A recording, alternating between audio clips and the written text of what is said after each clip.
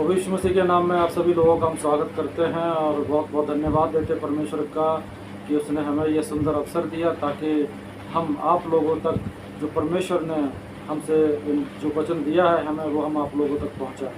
हम परमेश्वर का बहुत बहुत धन्यवाद देते हैं। मेरे प्रियो, परमेश्वर आप सबसे बहुत प्रेम करते हैं और परमेश्वर के वचनों में बने रहिए, परमेश्वर के नियमों पर चलते रहिए, तो परमेश्वर जो है वो आपको बहुत सारी आशीष देगा, आपके जीवन से हर एक दुख संकट को दूर करेगा। तो मेरे प्रियो, आइए हम परमेश्वर के वचन की ओर चलते हैं और हम बड़े ध्यान से हम परमेश्वर के वचन को सुनेंगे मेरे प्रियो। और हम ये आशा करते हैं कि इन वचनों के द्वारा परमेश्वर आपको आशीष देगा और ये जो वचन आपको जब सुनाया जाता है तो आप इन वचनों को आप अंत तक देखें और सुनें और विश्वास करें, तो निश्चय परमेश्वर आपकी हर एक समस्या का समाधान कर देगा और हर एक दिक्कत परेशानी को दूर कर देगा। तो आइए हम वचन की ओर चलते हैं।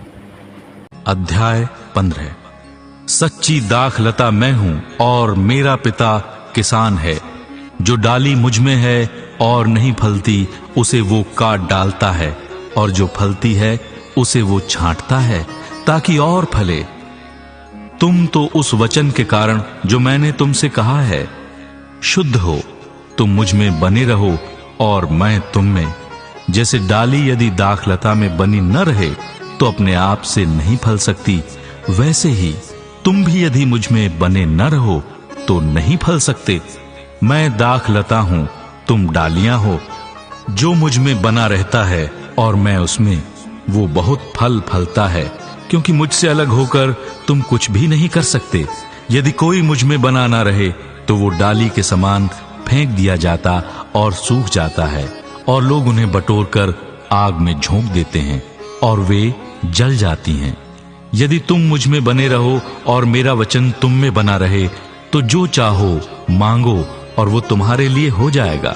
मेरे पिता की महिमा इसी से होती है कि तुम बहुत सा फल लाओ, तभी तुम मेरे चेले ठहरोगे। जैसा पिता ने मुझसे प्रेम रखा वैसा ही मैंने तुमसे प्रेम रखा। मेरे प्रेम में बने रहो। यदि तुम मेरी आज्ञाओं को मानोगे तो मेरे प्रेम में बने रहोगे, जैसा कि मैंने अपने पिता की आज्ञाओं को माना है और उसके प्रेम में बना रहता हूं।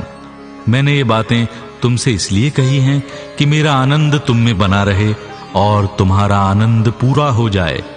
मेरी आज्ञा ये है कि जैसा मैंने तुमसे प्रेम रखा वैसा ही तुम भी एक दूसरे से प्रेम रखो।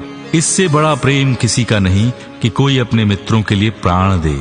जो आज्ञा मैं तुम्हें देता हूं, यदि उसे मानो तो तुम मेरे मित्र हो। अब से मैं तुम्हें दास न कहूंगा, क्योंकि दास नहीं जानता कि उसका स्वामी क्या करता है, परंतु मैंने तुम्हें मित्र कहा है, क्योंकि मैंने जो बातें अपने पिता से सुनी वो सब तुम्हें बता दी। तुमने मुझे नहीं चुना, परंतु मैंने तुम्हें चुना है और तुम्हें नियुक्त किया है कि तुम जाकर फल लाओ और तुम्हारा फल बना रहे, कि तुम मेरे नाम से जो कुछ पिता से मांगो वो तुम्हें दे। इन बातों की आज्ञा मैं तुम्हें इसलिए देता हूं कि तुम एक दूसरे से प्रेम रखो।